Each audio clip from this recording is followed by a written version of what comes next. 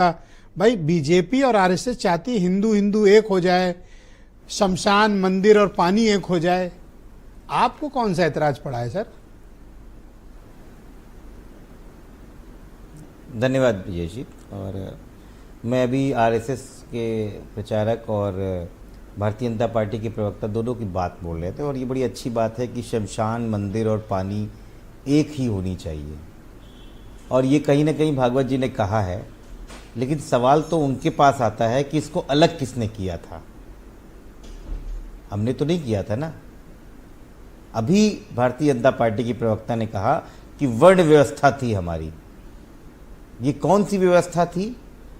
जो ब्राह्मण के वहाँ पैदा हुआ वो उच्च कोटि का हो गया, जो क्षत्रिय के वहाँ पैदा हुआ वो क्षत्रिय हो गए, उसके बाद जो काम कर रहे हैं पैसे कमा रहे हैं वो वैश्य हो गए, बाकी जो सब इनकी सेवा कर रहे हैं वो शूद्र हो गए।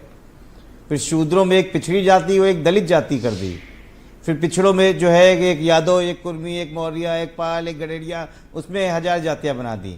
फिर जो एससीज में जो है धोबी बना दिया, चमार बना दिया, पासवा बना दिया। किसने किया ये आप ही ने तो किया। आज समाज की जो स्थिति है जिससे हम लड़ाई लड़ रहे हैं वो बाबा साहब भीमराव अम्बेडकर की संविधान की दी हुई ताकत है, जो पिछड़े दलित अल्पसंख्यक आज इतनी आबादी में आगे आके अपना हक मांग रहे हैं। किसने दलितों पे अत्याचार किया था? अंग्रेजों ने किया था। किसने पिछड़ों को मेन धारा से अलग करके रखा था? अंग्रेजों ने किया था। कभी नहीं किया था। और कभी पढ़िएगा जाके अपने गुरु गोवलकर की किताब बंच ऑफ थॉट्स में, उन्होंने हिटलर के उदाहरण को बोला था कि हमें अपने समाज की व्यवस्था को हिटलर से सीखना चाहिए कि किस प्रकार अल्पसंख्यकों को अपने कब्जे में रख के देश को चलाया जाता है।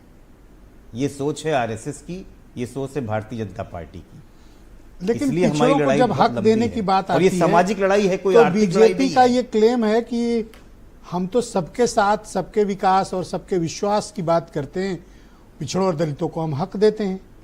तो फिर ये आपके पीडीए से अलग कैसे हैं? ब्रजेश जी, पिछले 2017 से आज 25 में हम लोग 8 साल बैठे हुए हैं। ऐसे तमाम उदाहरण हैं जो मैं छोटे छोटे बता सकता हूं। याद कीजिए कि जब नगरीय उपचुनाव हो रहा था पहली बार भाजपा के शासन में, इन्होंने आरक्षण व्यवस्था ही गायब कर दी थी। उसके बाद जब समाजवादी पार्टी इस पर चढ़ के आंदोलन करने लगी तो तुरंत नगरीय चुनाव चेंज किया गया, हाई कोर्ट में उसको चैलेंज किया गया। आप याद कीजिए कि उत्तर प्रदेश में जो प्रशासनिक नियुक्तियां पिछले 8 सालों से हो रही हैं वो इसमें किस जाति के हैं। और अखिलेश जी ने बिल्कुल सही बोला था, कानून व्यवस्था में जो एसटीएफ का नाम स्पेशल ठाकुर फोर्स बोला गया था, वो मजबूरी थी बोलनी, क्योंकि लगातार आप वही काम कर रहे हैं। आप भारतीय जनता पार्टी के अंदर देख लीजिए, कुछ दिन पहले लखीमपुर का एक एमएलए कुर्मी जाति से आता है योगेश वर्मा, एक व्यक्ति जो एक उच्च जाति का झापड़ मार के चला गया मीडिया के सामने। क्या हो गया?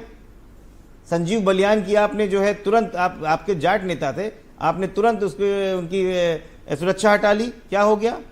अभी कल ही मनोज पासी, जिसको प्रयागराज में पुलिस से पीछा, क्या किया? 3 साल की बच्ची जिसका रेप हो गया है पाल समाज की, गरडिया समाज में, पुलिस ने उसके खिलाफ ही उसको मुकदमा कर दिया है। क्या ये दिखाई नहीं पड़ता है क्या किसी को? और गठबंधन में जो लोग हैं भारतीय जनता पार्टी के, उनसे जरा उनकी पीड़ा सुन लीजिए क्या है। इसी सरकार के अंदर हमने पिछड़ी जातियों के अंदर एक नई कैटेगरी देखी है जिसको बोलते हैं नॉट फाउंड सूटेबल। अच्छा, ये लोग मानते हैं कि आप पीडीए के जरिए 69,000 की भर्ती हमें समाज की समरसता बिगाड़ रहे हैं और समाज को जातिवाद की तरफ धकेल रहे हैं, ऐसा ये लोग मानते हैं। ब्रजेश जी, अगर अब ब्रजेश जी, मैं 10 सेकंड, अगर अपना